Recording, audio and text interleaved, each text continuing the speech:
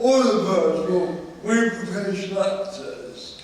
We're not just doing this for gigs. We spent years being paid to talk on stage. I mean, fuck's sake. We get paid to speak. You gotta be having a laugh. So for the British Clinical Showcase, we're bringing the production Purpose Movements.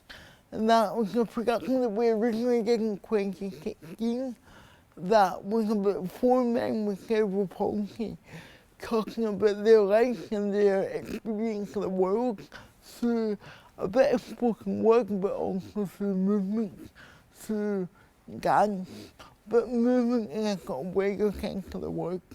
Can you think about the experience of being fathers, of being husbands, of being sons, and how that informs who they are as people?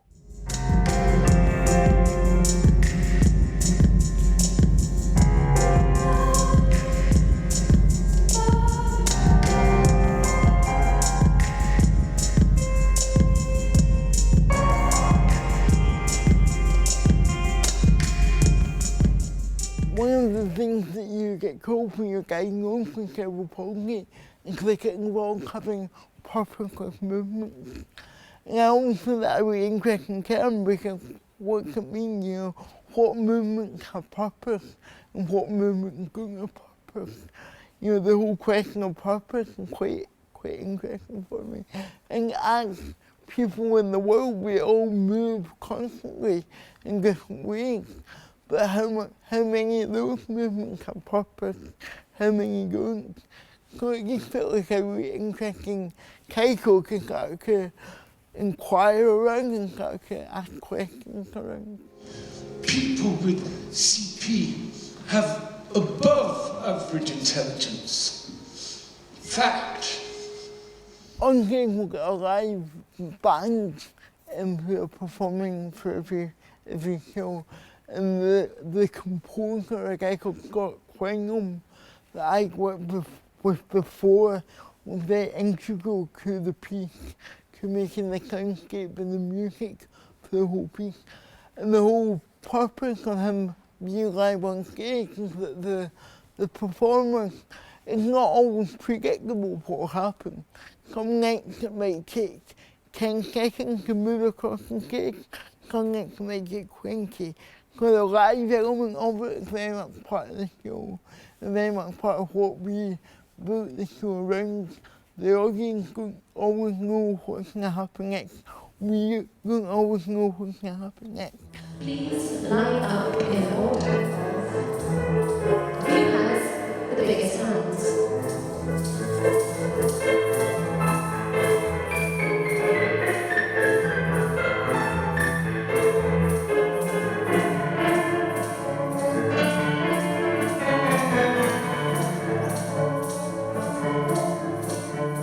You know, if someone can do something beautifully, that doesn't really interest us because we know hundreds of people who can do that.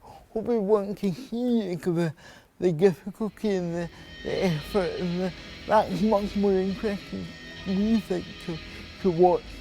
So that process of gathering those stories and then molding them into something that is theatrical and quite core to how we make this show and how we make other shows as well.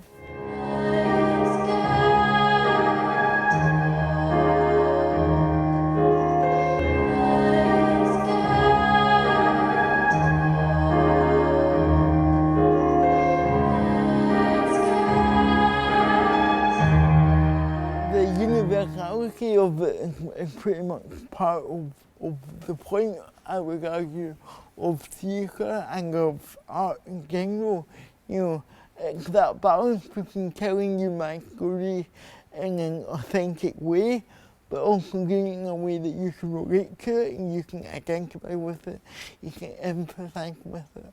All of these things are pretty fundamental to what art is, I would say, and that's what we try to do with this show.